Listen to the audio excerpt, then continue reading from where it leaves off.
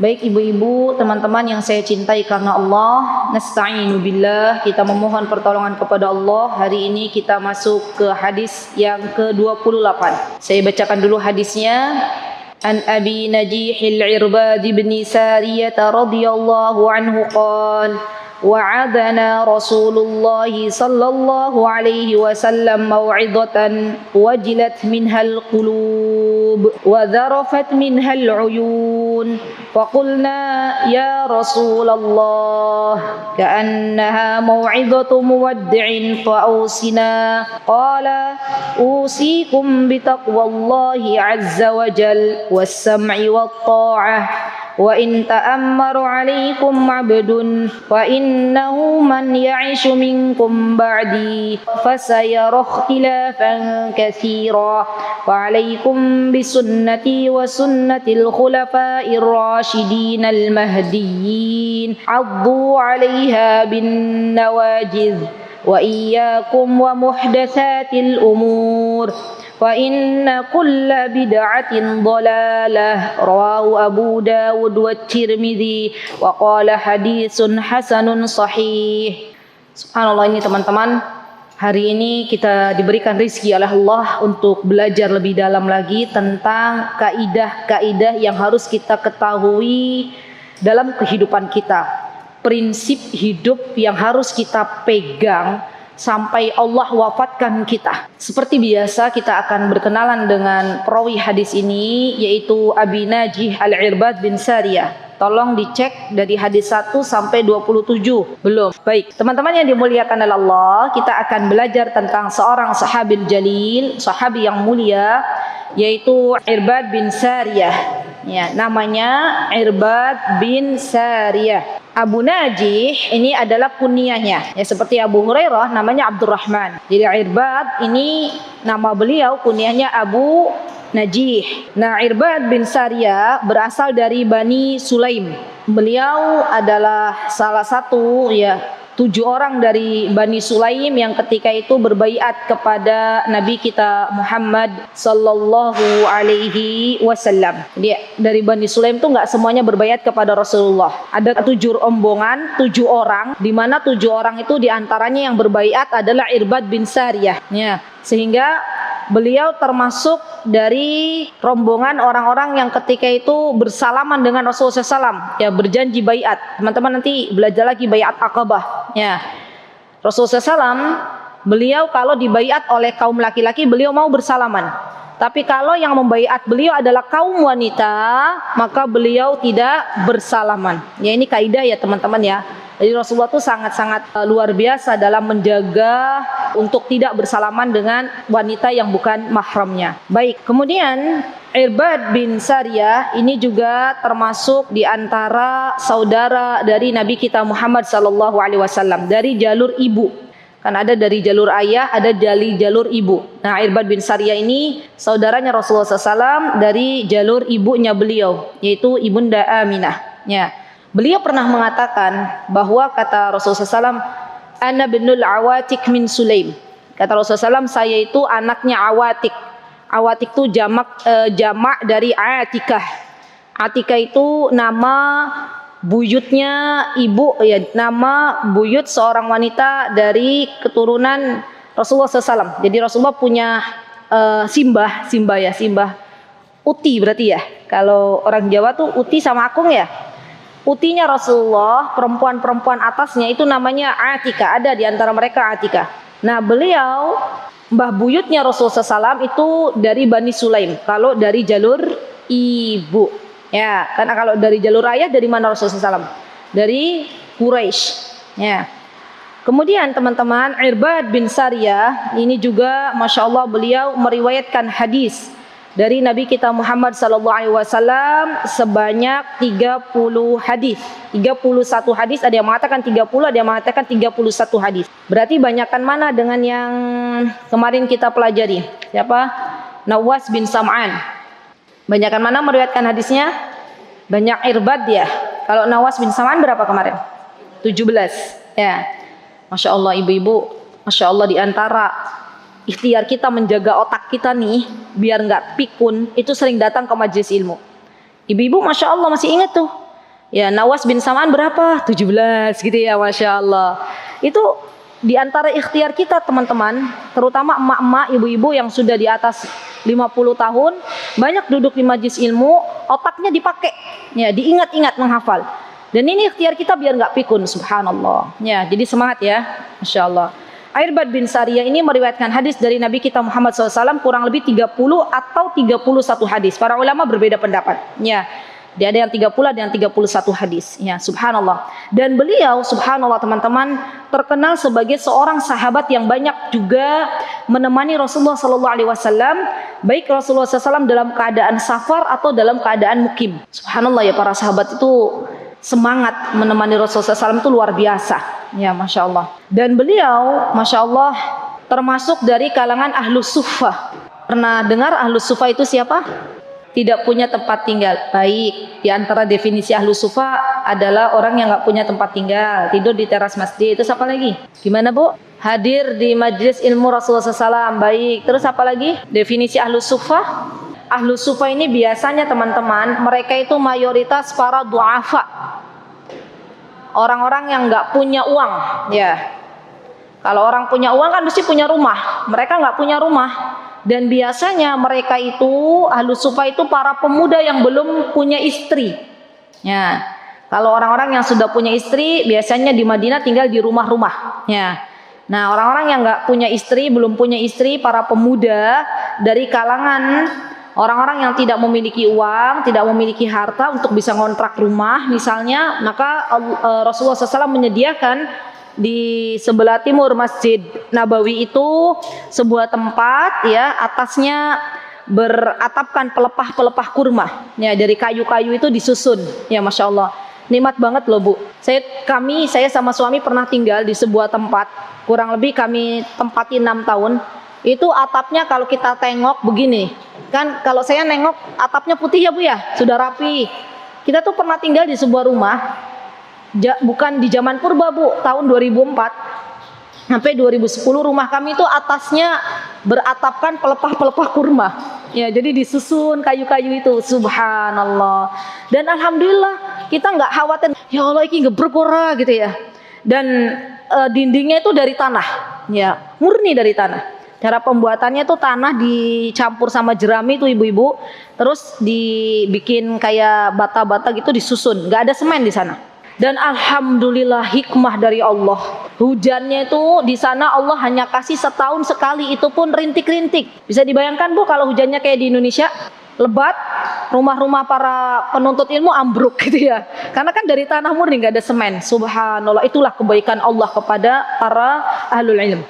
Jadi memang zaman sekarang masih ada rumah-rumah di Timur Tengah khususnya, biasanya orang-orang Badui yang bukan dari perkotaan tuh rumahnya tuh dari pelepah-pelepah kurma. Ya.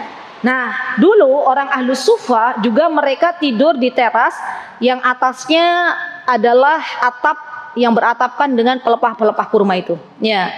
Subhanallah ibu-ibu, mereka Masya Allah ya, sangat-sangat Rasulullah SAW cintai. Kalau pas Rasulullah SAW ada uang, ya, ada rizki dari Allah, beliau biasa mengundang Ahlus Suffah ini untuk makan. Para sahabat pun demikian. Para sahabat ridwanullahi alaihim, mereka juga kadang memanggil Ahlus Suffah, orang-orang yang nggak punya uang itu, nggak punya harta, para du'afa, untuk diajak makan ke rumahnya. Ya, subhanallah. Dan kebiasaan ini subhanallah masih ada pada zaman sekarang Bu. Ya. Kami merasakan sekali bahwa orang Arab itu sangat senang banget ketika memanggil orang untuk makan di rumah. Ya, subhanallah, ini kebiasaan yang bagus ya. Bahkan mereka tuh sedih kalau pas yang diundang itu sudah diundang oleh orang lain. Ya, subhanallah. Kalau orang Indonesia sampai sebegitu nggak Bu? Enggak, ya, Masya Allah. Ibu-ibu mungkin pernah Ramadan ada di antara ibu-ibu ya yang pernah Ramadan di Mekah atau di Madinah ya. Di situ ibu-ibu akan melihat bagaimana orang-orang itu berfastabiqul khairat untuk mengajak orang iftar, sampai mereka menyewa apa Bu? Menyewa calo biar memanggil orang-orang untuk makan di tempat yang disediakan. Kalau nggak dapat, Bu, mereka sedih. Subhanallah ya, saya merinding kalau cerita ini. Jadi mereka tuh benar-benar berlomba-lomba untuk mengejar akhirat tuh jauh lebih besar. Saya masih ingat juga di antara kebiasaan mereka, begitu juga kebiasaan orang-orang terdahulu. Itu biasa saya diceritakan oleh orang-orang sana kalau hari Jumat itu hari raya. Jadi mereka masak banyak sengaja karena mereka sudah punya target mau ada tamu yang makan di rumahnya. Dan dari jauh-jauh hari mereka sudah berkata biasanya kepada kita para pelajar dari Indonesia. Karena di antara menurut mereka yang kasihan itu adalah pelajar dari Indonesia katanya. Kalau kita orang Indonesia yang biasanya rodo-rodo kasihan hidupnya, orang Somal, tahu Somal enggak? Orang Ethiopia, orang Afrika, ya. Itu tuh orang-orang yang sederhana atau mungkin mereka kasihan karena kita kecil-kecil kali ya. Padahal kita tidak pernah mengeluh juga, ya. Mereka sangat senang kalau mengundang kita orang-orang Asia, ya. Dan mereka mengatakan misalnya, ya Umayyah Yasir, ayo makan di tempat kami. Terus kita katakan mohon maaf, kami sudah diundang sama fulan gitu, sama fulana. Mereka sedih, udah nanti pekan depan ya, tolong saya dikasih waktu, saya dikasih jatah biar kau bisa makan tempat kami. Sampai sebegitunya. Subhanallah, Allahu Akbar. Dan kebiasaan seperti ini mungkin harus bisa kita galakan di Indonesia, walaupun mungkin harus berproses begitu ya, Masya Allah. Baik teman-teman yang dimuliakan Allah, Irbad bin Sariyah juga termasuk seorang laki-laki yang terkenal banyak menangis. Dan termasuk Masya Allah salah seorang sahabat yang bersedih manakala ada peristiwa perang Tabuk. Ingat gak teman-teman? Perang Tabuk, di mana Irbad bin Sariyah ini termasuk dari sahabat yang gak punya bekal, gak punya tunggangan untuk bisa berperang. Coba teman-teman bisa buka dalam surah At-Taubah, surah At-Taubah ayat 92. Ini asbabun nuzulnya diantaranya juga ada Irbad bin Sariyah. Surat At-Taubah ayat 92. Ayatnya teman-teman, a'udzubillahi minasyaitonirrajim. ولا على الذين إذا ما أتوك لتحملهم قلت لا أجد ما أحملكم عليه تولوا وأعينهم تفيض من الدمع حزنا ألا يجدوا ما ينفقون. Subhanallah teman-teman, ayat ini Allah jelaskan di dalam surat At-Taubah ayat 92 ini, kata Allah Subhanahu wa taala, ada orang-orang yang mereka datang kepada Rasulullah SAW ya dalam keadaan bersedih. Bersedihnya tuh teman-teman bukan karena mereka nggak punya rumah mewah, bukan pula karena mereka nggak bisa makan enak, tapi sedihnya mereka karena mereka pengen berperang, pengen berjihad di jalan Allah, tapi nggak punya tunggangan yang mereka bisa tunggangi. Mereka sedih, mereka nangis. Nangisnya karena mereka tidak diberikan kesempatan untuk berjihad. Subhanallah, Allahu Akbar. Di para sahabat tuh benar-benar imannya tuh luar biasa ya. Yang terpikir tuh akhirat ya, akhirat dan akhirat. Maka Allah Subhanahu wa taala mengatakan, dan tidak pula berdosa atas orang-orang yang apabila mereka itu datang kepadamu wahai Nabi Muhammad, kemudian mereka mengatakan bahwa kita tidak menemukan kendaraan untuk berjihad, kita tidak menemukan hewan yang bisa kita tunggangi. Kemudian mereka pun kembali dengan kata Allah Subhanahu wa taala, minad dam'i. Dam'i itu bercucuran air matanya, nangis ibu-ibu. Subhanallah. Nangisnya karena apa tadi? Sedih nggak bisa ikut perang. Orang zaman sekarang nangis karena apa, Bu? Karena apa? Nangisnya biasanya orang zaman sekarang kenapa? Apakah karena sedih karena nggak bisa beramal solih? Kenapa nangisnya? Kalau orang-orang zaman sekarang nangisnya kenapa, ibu-ibu? Nangisnya karena ketinggalan pesawat. Ada nggak yang ketinggalan pesawat? Ya nangis. Kenapa? Karena tiketnya hangus gitu ya misalnya. Tinggalan kereta. Ya nangisnya hanya hal-hal dunia saja. Kalau mereka subhanallah sudah mereka tangisi dari keadaan mereka ketika tertinggal dengan kehidupan untuk bisa beramal saleh. Subhanallah.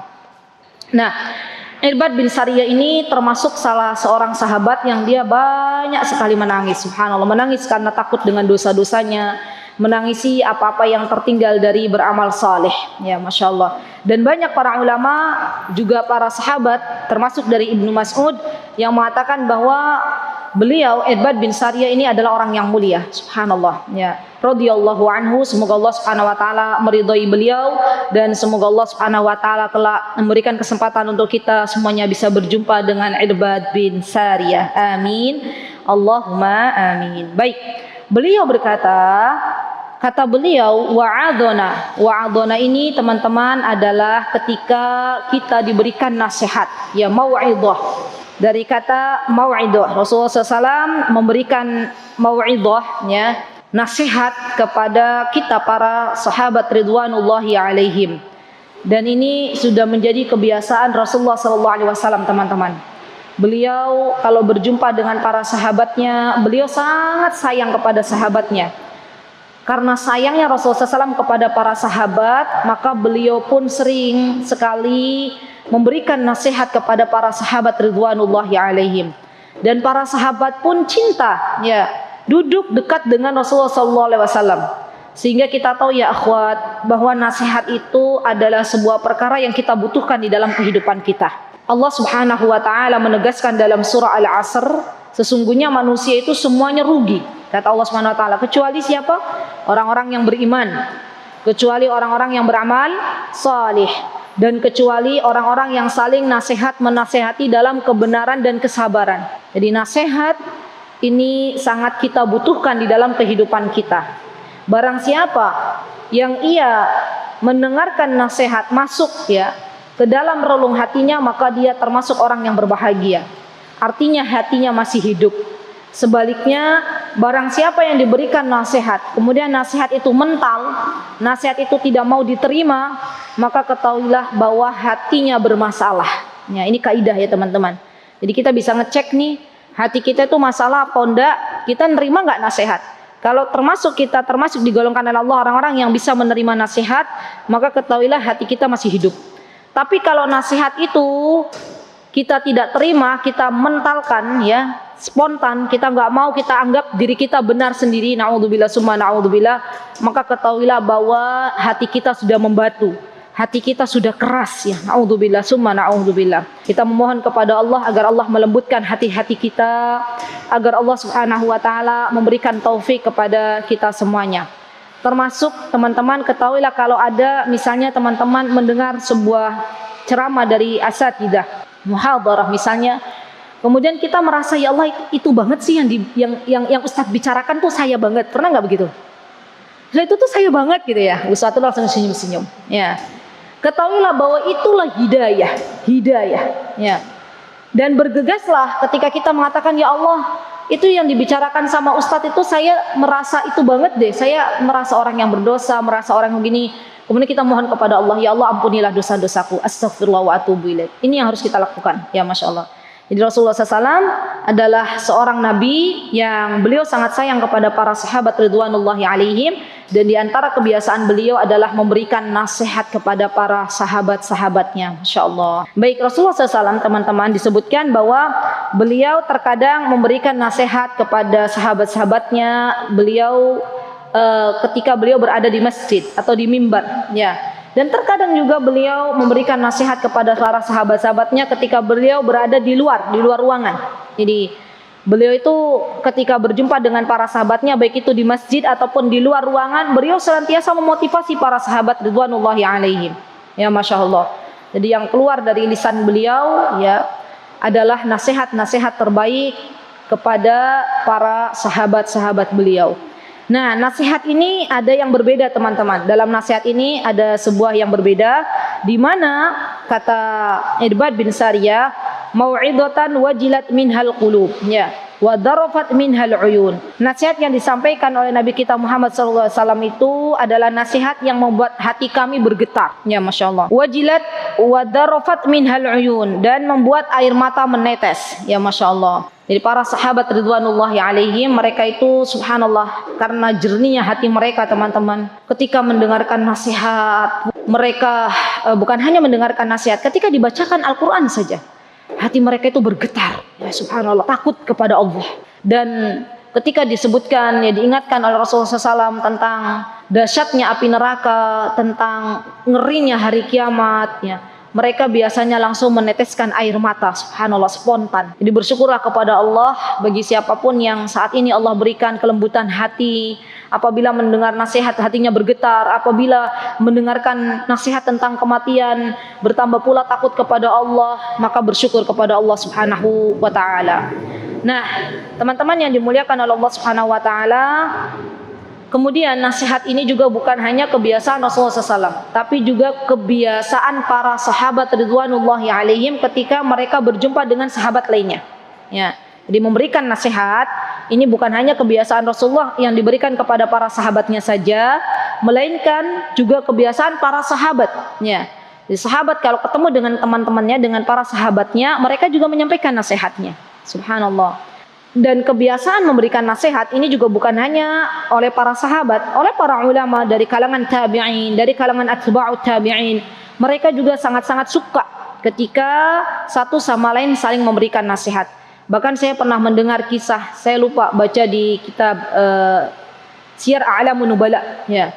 Waktu itu saya baca sebuah tulisan, di situ dikatakan bahwa ulama zaman dahulu itu, teman-teman, mereka itu kadang meminta nasihat.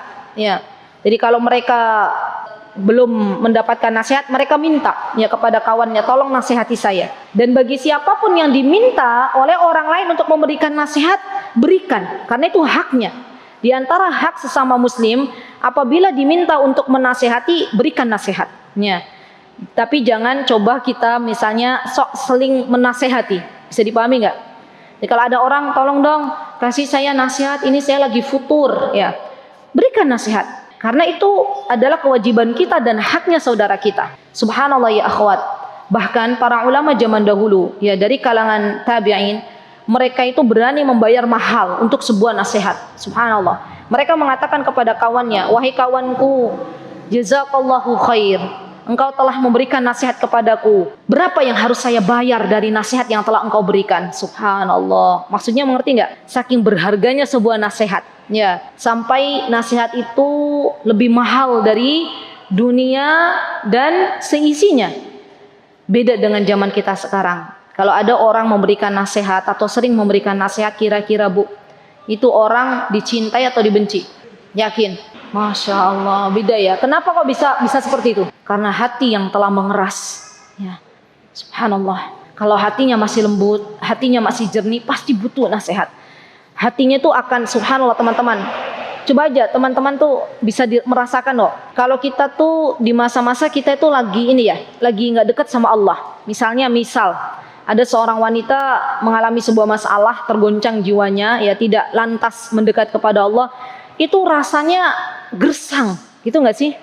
Rasanya tuh untuk menimbulkan kekhusyuan tuh berat banget. Ya. Kalau demikian sebenarnya obatnya itu adalah nasihat. Datang ke seorang alim, datang ke seorang berilmu, katakan, wahai fulan, wahai fulana, wahai ustad, saya butuh nasihat, nasihati saya. Dan nasihat itu obat, ya subhanallah. Apalagi nasihat itu berasal dari kalamullah, ya. Berasal dari hadis-hadis Nabi kita Muhammad sallallahu alaihi wasallam. Baik, kemudian kata para sahabat, faqulna ya Rasulullah ka'annaha mu'iddatun mu'addin fa'usina. Lihat, kemudian mereka meminta kepada Rasulullah SAW agar Rasulullah SAW memberikan wasiat kepada mereka.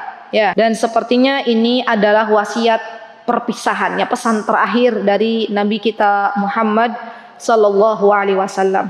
Di sini kita bisa mengambil sebuah pelajaran, teman-teman, betapa semangatnya para sahabat ridwanullahi alaihim dalam mencari sebuah kebenaran. Subhanallah, dalam menggapai sebuah kebaikan. Mereka meminta kepada Rasulullah SAW, ya Rasulullah, berikanlah wasiat kepada kami. Ya Rasulullah, berikanlah nasihat kepada kami. Masya Allah.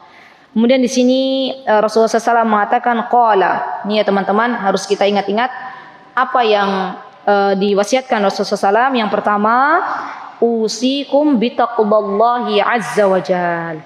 Rasulullah sallallahu alaihi wasallam memberikan kepada kita sebuah pesan, ya, untuk bertakwa kepada Allah Subhanahu wa taala, ya. Bahkan di hadis lain Rasulullah SAW mengatakan ittaqillah haitsuma kunt, ya. Bertakwalah kepada Allah dimanapun engkau berada. Subhanallah, nasihat yang sangat dalam ya teman-teman. sebuah nasihat yang sangat pendek tapi maknanya cukup dalam ya. Karena kita diminta untuk bertakwa kepada Allah Subhanahu wa taala dalam segala keadaan. Dan Syekh Abdul Muhsin hafizahullah taala, beliau pernah mengatakan bahwa sesungguhnya takwa itu adalah sebab kita memperoleh kebaikan dunia dan akhirat. Takwa itu adalah di antara sebab kita bisa memperoleh kebaikan ya dan kemenangan di dunia dan di akhirat. Subhanallah. Bahkan banyak sekali dari ayat-ayat Al-Qur'anul Karim yang Allah Subhanahu wa taala berbicara masalah takwa. Mana biasanya ibu-ibu di antara ayat Al-Qur'an yang ibu-ibu hafal tentang takwa? Ya, mana? Apa Bu Mimin? Yang mana? Ibu-ibu mesti hafal. Ayo, tentang ayat puasa. Ya ayyuhalladzina amanu kutiba alaikumusiyam. Terus lanjutkan. Kama kutiba alal ladzina min qablikum la'allakum tattaqun. Apa arti tattaqun? Agar kalian bertakwa. Subhanallah. Nah, berbicara masalah takwa ini saya bolak-balik ya. Masih ingat nggak apa itu definisi takwa? Kalau bisa jangan open book, kan sudah ada di dada-dada ibu-ibu semuanya. Yo, sering kan saya sampaikan, takwa itu apa ibu-ibu? Menjalankan perintah Allah. Cuman itu, menjalankan perintah Allah, meninggalkan larangannya. Dengan ilmu. Terus ini bolak-balik. Saya sering loh. Ini takwa itu definisi dari Thalaq bin Hubaib, definisi yang paling detail. Arti takwa adalah menjalankan perintah Allah, ta'amala bi ta'atillah ala nurin minallah. Coba cek ibu-ibu, cek. Dibalik lagi catatannya. Sudah pernah sepertinya ditulis di papan tulis juga ya. Apa itu arti takwa? An ta'amala bi ta'atillah ala nurin minallah tarju sawaballah. An ta'mala bi ta'atillah, kita taat kepada Allah, apa-apa yang Allah perintahkan kita taati, apa-apa yang Rasulullah SAW perintahkan kita taati, ala nurin minallah, dengan ilmu. Jadi segala perintah Allah dan Rasulnya kita tahu buktinya mana, dalilnya mana, di mana Allah perintahkan, di mana Rasulullah SAW perintahkan, itu dengan ilmu. Tarju sawaballah, dan kita memohon ketika kita taat kepada Allah dan Rasulnya, kita ingin mendapatkan apa-apa yang ada di sisi Allah Subhanahu wa taala. Dan ini tidak mengurangi keikhlasan kita kepada Allah Subhanahu wa taala. Kemudian poin yang keempat, tadi kan poin yang pertama ta'amala bi ta'atillah. Poin yang kedua ala nurin minallah. Poin yang ketiga tarju sawaballah. Poin yang keempat apa? Wa an tatruka ma'siyatallah. Dan kita jauh dari, atau kita jauhkan diri kita dari bermaksiat kepada Allah. Poin kelima ala nurin minallah, dengan ilmu kita tahu bahwa Allah Subhanahu wa taala mengharamkan minum-minuman keras. Subhanallah. Di Indonesia Raya yang tercinta ini sedang diuji oleh Allah ya, dengan banyaknya minuman khamr gitu ya, dengan banyaknya maksiat. Di antaranya yang kemarin sempat heboh itu apa, masalah apa? Karaoke, ya kan? Jangankan di Indonesia, di Jogja Bu, mungkin ibu-ibu yang kemarin lewat Babarsari, Pasring Road Utara, coba kalau kita lihat apa sih yang menyebabkan mereka itu akhirnya sampai bawa samurai, sampai ada yang ditebas, tangan kanannya terpotong gitu ya. Kira-kira apa? Aslinya apa? Penyebab utamanya ibu? Maksiat. Apa maksiatnya? Karaoke, minum-minuman keras. Ya subhanallah. Dan kalau kita tahu bahwa minuman keras itu dilarang oleh Allah, nyanyi-nyanyian itu dilarang oleh Allah, kita tahu dari mana? Dari Al-Quran. Allah telah melarang minum-minuman keras. Allah telah melarang berjudi. Ya, kenapa? Karena di situ banyak mafsadah, banyak kerusakan. Seperti baru kemarin, teman-teman ada nggak yang tahu kejadian ini? Ya, tahu ya, sekitar ba'da duhur itu ya. Masya Allah, ngeri banget. Alhamdulillah, daerah-daerah selatan sini aman gitu ya. La haula wala quwata illa billah. Semoga Allah menjaga kota Yogyakarta ini ya. Semoga Allah Subhanahu wa taala memberikan hidayah kepada teman-teman yang kemarin saling bertikai ya, karena sudah nggak dipakai lagi otak mereka. Sudah tertutup ya dengan minuman-minuman keras yang mereka minum. Ya, haula wala quwata illa billah. Nah, ketika kita tahu bahwa yang namanya minuman khamr itu dilarang, maka kita tinggalkan. Dari mana? Ala nurin minallah, dari ilmu.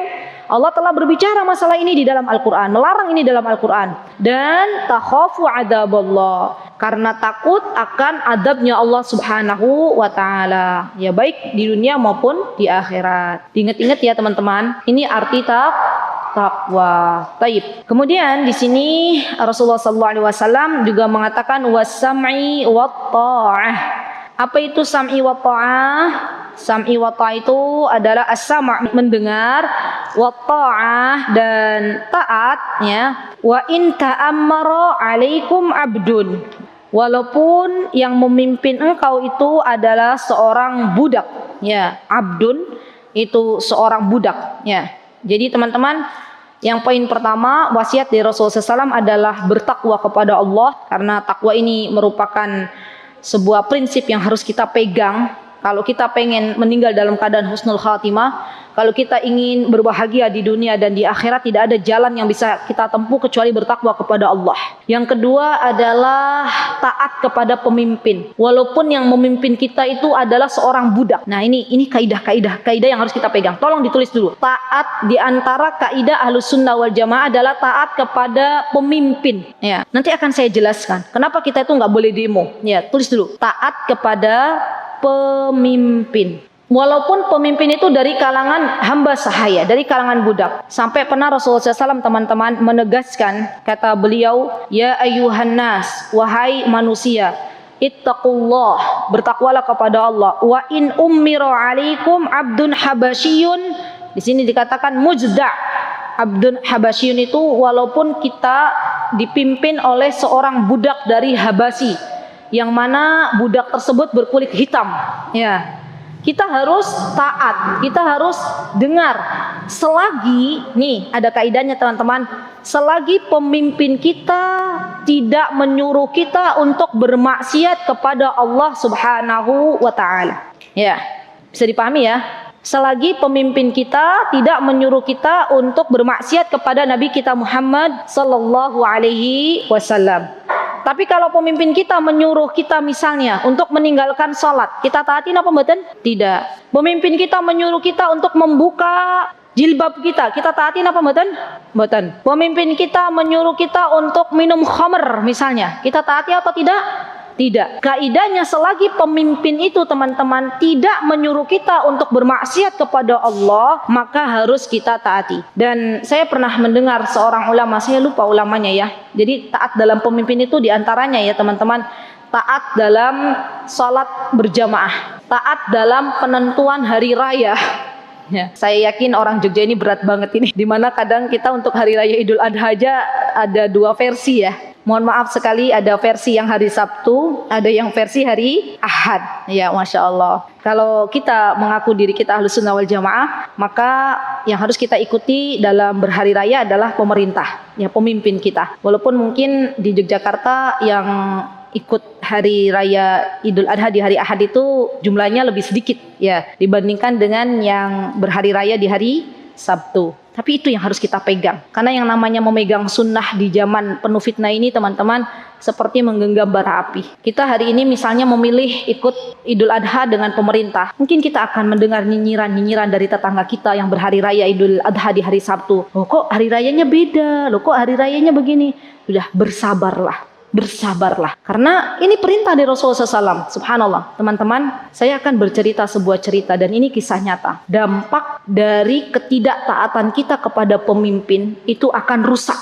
Ya, di Yaman, semoga di Indonesia dijaga oleh Allah Subhanahu wa taala. Dulu teman-teman, pas kami pulang 2010 ke Indonesia, beberapa bulan setelah kami pulang, terdengar kabar dari kawan-kawan kami yang masih ada di sana itu pertempuran, ya, perpecahan antara bukan satu suku lagi ya, satu golongan dengan golongan yang lainnya. Sebabnya apa? Pertamanya apa? Yang mendasari mereka akhirnya perang. Di antaranya karena ada sekelompok orang yang dia berdemo. Lihat, berdemo tidak taat kepada pemimpin, pemimpinnya ingin diturunkan. Waktu itu yang memimpin adalah Ali Abdullah Saleh. Jadi mereka datang nih, sekelompok orang itu berdemo minta agar pemimpinnya dicopot. Nah, ternyata teman-teman lihat, dari sekelompok orang yang berdemo itu ada yang menunggangi. Siapa yang menunggangi mereka? Orang-orang Syiah. Orang-orang Syiah mereka akhirnya mengkudeta, ya. Mereka akhirnya di antara kejadian yang paling ngeri itu membunuh presidennya, dilungsurkan, akhirnya apa? Tergulingkan, subhanallah, dan carut marut kehidupan Yaman saat itu. Teman-teman bisa bayangkan enggak? Kalau keadaan sebuah negara itu sudah rusak, sudah keamanan sudah nggak ada lagi, maka semua rata-rata ya, semua bahan pokok yang dibutuhkan kala itu stop, ya nggak bisa dipasarkan. Kenapa? Karena SPBU, tempat-tempat bensin, tempat-tempat solar, tempat-tempat bahan bakar itu dikuasai oleh orang-orang Syiah. Jadi nggak boleh ada yang jualan. Subhanallah. Dan dampaknya tuh sampai sekarang dirasakan ya. Sampai sekarang dari 2010 sampai 2022, Yaman masih carut marut. Ya, penyebabnya apa? Karena adanya sekelompok orang yang tidak taat kepada pemimpin. Subhanallah. Dan ketika SPBU sudah tidak lagi memasarkan bahan bakar, yang ada apa teman-teman? Banyak kelaparan di mana-mana. Dan kita dengar ada banyak ya warga sipil dari Yaman tuh meninggal dunia karena kelaparan. Nggak ada makanan yang bisa dimakan. Bandara sudah nggak ada teman-teman di sana. Bandara itu sudah ditutup lama. Jadi kalau teman-teman di Indonesia saya bercerita, ini ada bandara yang ditutup, mungkin masa sih bandara ditutup gitu ya. Di sana bandaranya sudah nggak bisa lagi beroperasi teman-teman, sudah nggak ada. Bahkan pernah saya dapat kabar dari kawan ya, saking keamanan itu sudah dicabut karena diantara penyebabnya tidak taat pada pemimpin. Orang mau sholat subuh baru keluar dari rumahnya ditembak kepalanya. Ya. La haula wala quwata illa billah. Subhanallah. Berada dalam ketakutan yang sangat, berada dalam kelaparan yang sangat-sangat genting, sudah tidak lagi ada rasa aman. Itu penyebab kalau kita tidak taat kepada pemimpin. Jadi kaidah teman-teman, jangan sampai apa yang harus kita lakukan ketika kita melihat pemimpin kita itu tidak salih, ketika kita melihat pemimpin kita itu misalnya zalim, misalnya, maka kita doakan. Jangan sampai kita hanya menyalahkan pemimpin tapi kita tidak pernah mendoakannya. Subhanallah. Dan harus ada orang yang datang kepada pemimpin tersebut memberikan nasihat empat mata. Ya. Caranya bukan berdemo tapi mencoba untuk mendatangi atau mengirim surat khusus kepada pemimpin dan memberikan nasihat. Subhanallah. Jangan pernah kita berputus asa teman-teman untuk mendoakan pemimpin-pemimpin kita ya, dengan doa-doa kebaikan. Minta kepada Allah, ya Allah berikanlah pemimpin Indonesia, Bapak Presiden Indonesia yang saat ini memimpin kita hidayah untuk bisa mengenal sunnah. Tidak ada sesuatu yang tidak mungkin. Subhanallah. Kita bisa lihat, Masya Allah, Tabarakar Rahman. Hari ini alhamdulillah wa syukurillah ya, ada banyak pemimpin-pemimpin di Indonesia yang sudah dikenalkan oleh Allah Subhanahu wa taala dengan hidayah sunnah. Kita terus berdoa kepada Allah Subhanahu wa taala, mohon kepada Allah Subhanahu wa taala, dan jangan sampai membelot dari kepemimpinan yang sudah sah. Nah, ini teman-teman, ini kaidah yang harus kita pegang.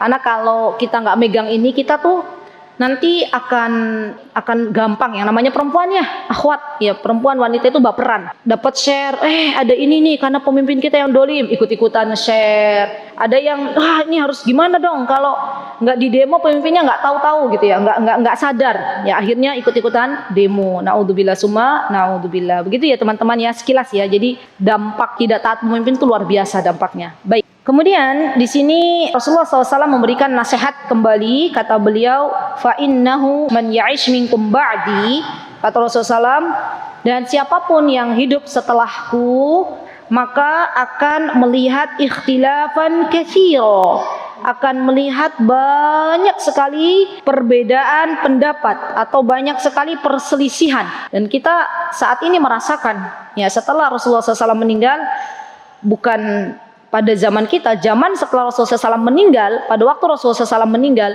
itu saja sudah ada perbedaan antara orang-orang yang ikut dengan Abu Bakar radhiyallahu an dan orang-orang yang keluar riddah ya, keluar untuk murtad ya, tidak mengimani Allah dan Rasulnya dan juga tidak mau taat kepada Abu Bakar. Ini perselisihan nggak? Perselisihan. Ingat nggak sampai waktu Rasulullah SAW meninggal itu Abu Bakar memerangi orang-orang yang tidak mau bayar zakat ya, memerangi orang-orang yang menyelisihi beliau untuk tidak taat. Ada namanya perang riddah, perang yang Abu Bakar lakukan bagi orang-orang yang tidak mau taat kepada beliau. Dan juga setelah Rasulullah SAW meninggal teman-teman, yang terjadi banyak nabi-nabi palsu bermunculan di mana-mana. Kemudian pada zaman Umar bin Khattab ya, Umar bin Khattab juga kita lihat banyak sekali perselisihan di antara golongan-golongan yang ada pada masa kekhalifahan Umar bin Khattab. Tambah lagi zamannya Utsman bin Affan, di zaman beliau juga semakin banyak. Ditambah lagi zamannya Ali bin Abi Thalib, ya, itu semakin banyak perselisihan. Allahu Akbar. Apalagi ditambah zaman kita sekarang, ya kan? Banyak sekali perselisihan. Nah, kalau terjadi perselisihan di antara golongan, apa yang bisa kita lakukan? Ini solusi dari Rasulullah SAW. Solusinya teman-teman, fa'alaikum bisunnati. Kata Rasulullah SAW, kalau ada banyak perselisihan, kau temukan banyak perselisihan, maka wajib bagi kita untuk berpegang teguh, ya. Kepada siapa berpegang teguhnya? Bisunnati, kepada ajaran Nabi kita Muhammad SAW, kepada sunnahku. Balik lagi kalau ada perselisihan yang nyata, balik lagi kepada hadis-hadis sahih. Lihat lagi apa perintah dari Rasulullah SAW. Apa yang diperintahkan, apa yang dilarang, kerjakan. Ya, subhanallah. Kemudian Rasulullah SAW mengatakan wa sunnatil khulafa'ir rasyidin, dan sunnah-sunnahnya para khulafaur rasyidin. Khulafaur rasyidin itu ada berapa teman-teman? Ada 4 masa. Masa pertama siapa? Abu Bakar As-Siddiq. Dari tahun berapa beliau memerintah?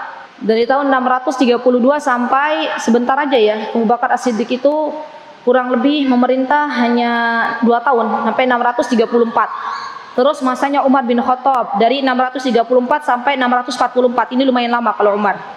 Setelah Umar siapa? Utsman bin Affan. Setelah Utsman siapa? Ali bin Abi Thalib. Masanya Utsman 644 sampai 656. Masanya Ali bin Abi Thalib 656 sampai 661. Ya, ini masa-masa kekhalifahan dari para khulafaur rasyidin. Dan subhanallah teman-teman, kalau kita baca para khulafaur rasyidin yang 4 ini, mereka adalah golongan terbaik, generasi terbaik yang dekat dengan Rasulullah SAW. Maka penting bagi kita untuk menelaah kembali, melihat kembali apa yang menjadi acuan kehidupan mereka, dan kita berpegang teguh dengan itu, karena Rasulullah SAW yang memerintahkan ini. Ya, subhanallah. Sampai Rasulullah SAW mengatakan addu 'alaiha bin nawajid. Ya, addu 'alaiha bin nawajid ini teman-teman, gigitlah dengan gigi gerahammu. Subhanallah. Jadi benar-benar kita itu berpegang teguh, jangan sampai kita seperti pohon yang kalau ada angin, maka pohon itu karena akarnya tidak kuat, karena nggak digigit dengan teguh, akhirnya kita ikut ke kanan dan ke kiri. Jadilah manusia-manusia seperti pohon yang memiliki akar yang kuat. Kalau akarnya sudah kuat, akarnya sudah dalam, biasanya pohon walaupun ada angin dia tetap kokoh. Caranya bagaimana agar kita punya prinsip hidup seperti pohon yang berakar kuat? Caranya sering datang ke majelis ilmu. Ya, sering datang ke majelis ilmu. Disitulah Allah berikan cahaya, Allah berikan taufik kepada kita untuk kita bisa lebih tahu mana yang diperintahkan oleh Allah, mana yang diperintahkan oleh Rasulullah, mana pula yang diperintahkan oleh khulafaur rasyidin. Jadi teman-teman, walaupun kita itu belum bisa menjadi seorang ulama, ya, minimal kita itu cinta dengan ulama. Walaupun kita tidak berjumpa dengan Rasulullah SAW, walaupun kita tidak berjumpa dengan Abu Bakar As-Siddiq, dengan Umar bin Khattab, dengan Ali bin Abi Thalib, dengan Utsman bin Affan, minimal kita ikuti jejak mereka. Kalaupun kita sudah beda generasi dengan Syekh Utsaimin, dengan Syekh bin Baz rahimahullahu taala, maka minimal kita ikuti jalan mereka. Karena mereka adalah orang-orang yang berjalan di atas jalan yang telah diperintahkan oleh Allah dan Rasulnya. Ya, dan jangan sekali-kali kita membenci para ulama, ya, karena mereka para ulama itu yang mendapatkan warisan dari para nabi. Ya, warisan dari para nabi Allah berikan kepada para ahlul ilm. Ya, masya Allah. Baik. Kemudian di sini dikatakan, oh iya, saya pengen menggarisbawahi teman-teman, addu 'alaiha bin nawajid, gigitlah dengan gigi gerahammu. Artinya kita harus benar-benar memposisikan diri kita memegang prinsip hidup. Nah, prinsip hidup ini yang harus kita pegang. Orang kalau sudah punya prinsip hidup, maka dia tidak akan goyah walaupun tetangganya bilang kanan kiri. Saya masih ingat beberapa waktu lalu, ini pertanyaan sering kali loh disampaikan. Bahkan pekan kemarin saya ingat, mungkin Ibu Irma ingat ya Bu ya. Jadi ada kadang gini, kita punya prinsip, misal ini saya harus katakan, misal keluarga kita tidak merayakan sesuatu yang merayakan dengan perayaan-perayaan lah misalnya. Kalau kita punya prinsip perayaan yang tidak diperintahkan oleh Allah dan Rasulnya, kalau kita sudah punya prinsip, ya pegang teguh prinsip itu. Jangan ada kata tapi kan gak enak ustazah kalau sudah diundang, tapi kan bagaimana itu saudara kita sendiri, tapi kan bagaimana kalau ibu kita yang misalnya merayakan itu. Ya, subhanallah, agama itu tidak dibangun dengan sebuah perasaan. Ya. Kalau itu memang perintah dari Allah dan Rasulnya, maka kita minta kepada Allah, ya Allah kuatkan itu dalam hatiku. Ya Allah, itu prinsip hidupku. Karena teman-teman, besok itu kita akan berjalan sendirian. Besok kita akan dikubur sendirian. Dan besok kita akan ditanya oleh Allah sendirian. Adakah orang ketika berada di kubur, kemudian dia meminta kepada Allah, wahai Rabbku, ketika Allah bertanya misalnya, ya man Rabbuk, ketika malaikat bertanya man Rabbuk, dia mengatakan kemudian dia panggil ibunya, dia panggil kawannya, dia panggil tetangganya. Tidak ada. Kita yang kelak akan mempertanggungjawabkan semuanya di hadapan Allah Subhanahu wa taala. Maka kita mohon kepada Allah, wahai Rabbku, kalau saya punya prinsip hidup, maka semoga dimudahkan untuk memegang prinsip hidup itu. Walaupun mungkin yang kita dapatkan konsekuensi di dunia adalah nyinyiran dan nyinyiran. Karena para nabi, teman-teman, para rasul ketika mengajarkan sebuah prinsip dalam agama, mereka itu mendapatkan nyinyiran dari masyarakat sekitarnya, dan itu sudah sunnatullah. Apa yang bisa kita lakukan? Bersabarlah, bersabarlah. Hidup hanya sebentar. Sampai kapan kita bersabar? Mungkin 2 menit lagi, mungkin 3 menit lagi, sampai Allah wafatkan kita dalam keadaan mudah-mudahan husnul khatimah. Baik. Kemudian di sini dikatakan wa iyyakum wa muhdatsatil umur. Ya, kata Rasulullah SAW, dan jauhilah setiap perkara al-muhdatsatil umur. Ya, perkara-perkara yang diada-adakan. Ya. Maksudnya perkara-perkara yang diada-adakan ini, teman-teman, dari hal agama, bukan dari hal dunia. Ya, catat baik-baik. Perkara yang baru. Maksudnya wa muhdatsatil umur itu, dan jauhilah perkara-perkara yang baru dalam agama. Ya, bukan dalam dunia. Wa inna kulla bid'atin dhalalah. Kata Rasulullah SAW, karena setiap kebid'ahan itu adalah dhalal, adalah tersesat. Izinkan saya menerangkan sedikit tentang apa yang dimaksud dengan muhdatsatil umur. Ya, jangan sampai kita salah paham. Yang dimaksud di sini, teman-teman, apabila ada seseorang dia membuat hal baru dalam agama, itu yang dilarang. Sekarang yuk kita fokus. Ajaran syariat agama ini sudah diatur dengan gamblang dalam Al-Quran dan sunnah Nabi kita Muhammad SAW. Dan kita tidak perlu mencari yang baru. Kita hanya diminta untuk follow. Apa itu follow?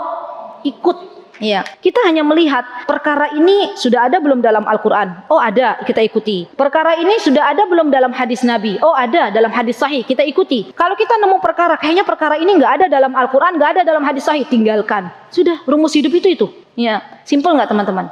Simple, teorinya berat dilaksanakan. Ya nggak? Ujian sendiri. Siapa yang merasa di sini kita sudah tahu teorinya, terkadang kita tuh dapat ujian dari Allah untuk rodo-rodo susah untuk meninggalkan. Kita semuanya ya, Masya Allah. Semoga Allah memudahkan. Bukan dari hal dunia. Begini, karena ada orang-orang mengatakan begini. Dalam kajiannya kok sedikit-sedikit dilarang, sedikit-sedikit dilarang. Berarti kalian naik, ini syubhat ya. Ada orang mengatakan, berarti kalau nggak boleh hal-hal yang baru, sekalian aja naik hajinya nggak usah pakai pesawat, pakai aja unta. Karena pesawat itu kan hal baru. Kalau kalian nggak, menurut mereka, kalau kalian nggak mau hal-hal yang baru, sekalian aja nggak usah pakai tablet, usah pakai HP. Kan ini hal baru. Itu kesalahan. Ya, kesalahan yang mereka pikirkan. Mereka maksud bahwa perkara yang baru itu dalam hal dunia, padahal bukan. Perkara yang di sini yang dimaksud oleh Rasulullah SAW adalah perkara agama. Rasulullah SAW menasihati kepada kita semuanya untuk urusan dunia. Kata Rasulullah SAW, antum a'lamu bi umuri dunyakum. Kalian tuh lebih tahu urusan duniamu.